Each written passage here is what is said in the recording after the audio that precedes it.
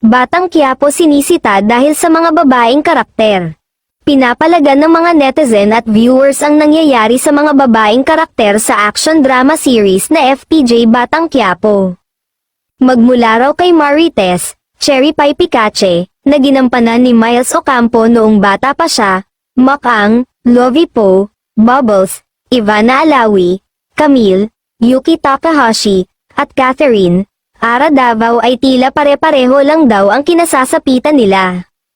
Kinakalampag ng mga netizen ang bida at isa sa mga direktor nitong si Coco Martin na pare-pareho na lang daw ang conflict na ipinakikita niya sa serye, kaya sana naman daw ay mag-upgrade siya, lalo na sa writers nito.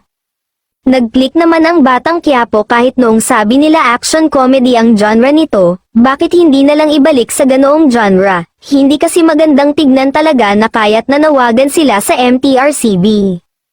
Tsaka ano na nga ba ang kwento nito, wala na halos na aral na nakukuha, puro gigil at galit na lang umano.